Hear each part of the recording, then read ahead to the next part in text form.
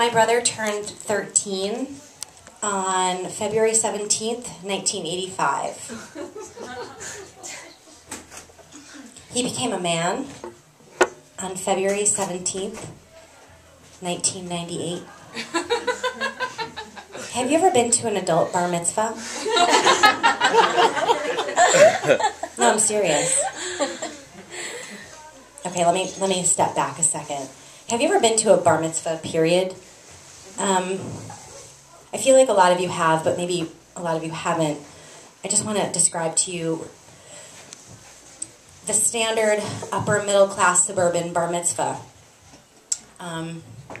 There's a prepubescent child reading sacred text out of large scrolls in front of hundreds of people in a very shrieky voice. There are a bunch of peers sitting in the back rows, going to the bathroom a lot and passing notes a lot, trying to make those hours go by quicker.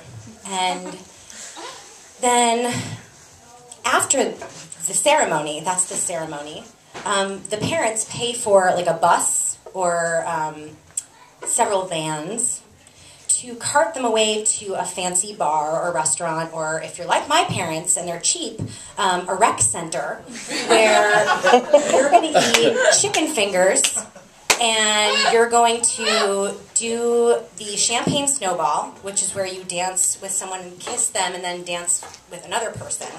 And then you're going to sing Moni Moni. And then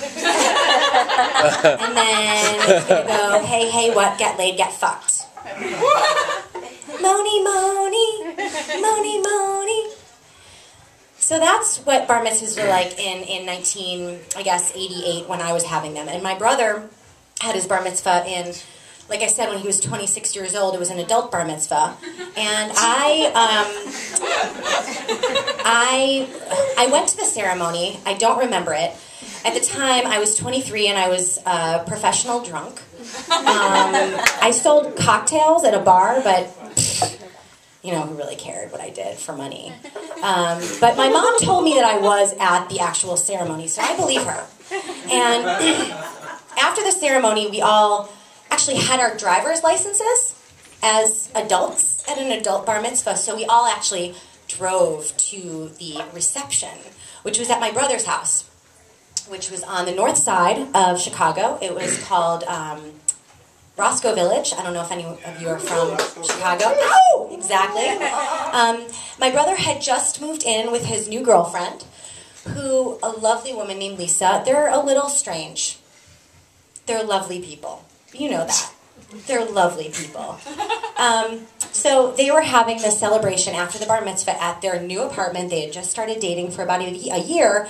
And actually Lisa, who is my brother's wife, she kind of insisted on the bar mitzvah because she wanted to get married. And you don't want to marry a man who's not, like, he wasn't a man yet at 13. He wasn't a man yet at 25, you know?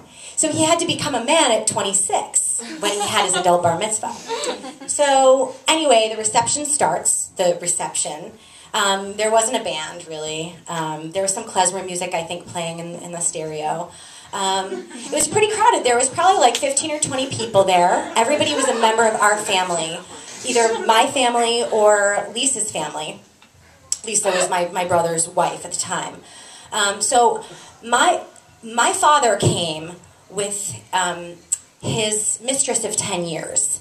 And my parents had just divorced after 32 years of marriage, so that was a little awkward. And I was just like, give me the booze, give me, you know, whatever.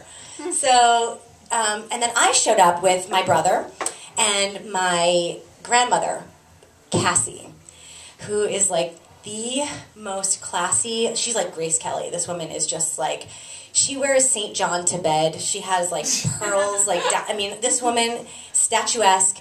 She came from the department store, like she owned department stores. This woman is just spot on.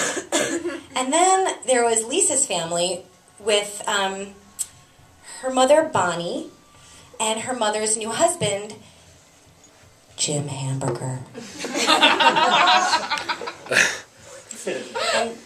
Jim Hamburger had a little disease we like to call Asperger. And I'm not kidding. What are the chances? A burger and a burger? Like, really? I hadn't really met this guy before because, like I said before, I was always drunk or always like on cocaine or something. I never showed up to the family functions.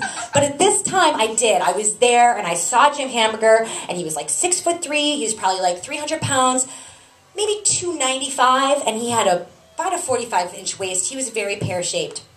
Never said anything remotely appropriate. That's just the way he was. But it was great. I really enjoyed him. And evidently, Bonnie, Lisa's mom, married him because he had money. And he lived with his parents until they met. And then she married him for his money, and then he moved in with her and her mother, who shared a bed. So let's get back to the party. The party is pretty packed. There's like 20 people in the room, in the apartment, but it's a very small apartment. I think we're all familiar with that kind of thing. So they set out this buffet. It's like a spread, and there's, you know, lox and bagels and cream cheese, and they had cold cuts, and they had lettuce and tomato and onions, and then they had condiments, and then they had some kugel, and they had some babka at the end of the buffet. And so the buffet went out this way, and the door was on the opposite side.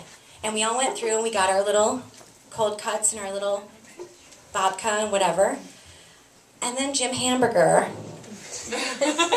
went through the line, and he got his bagel and his cold cuts, and he put on his delicious vegetables.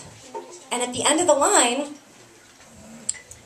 I don't know exactly what happened. I think he put down his plate of food as he was about to dress it. And then a secret banana peel must have happened under his leg, because he slipped and all 300 pounds of him fell backwards. And the only thing he had to hold on to was a coat rack that, I mean, was like, you know, from IKEA or whatever. It wasn't going to hold him up. And his mustard, which squirted my grandmother all over her Burberry outfit, and her mouth, and her hair.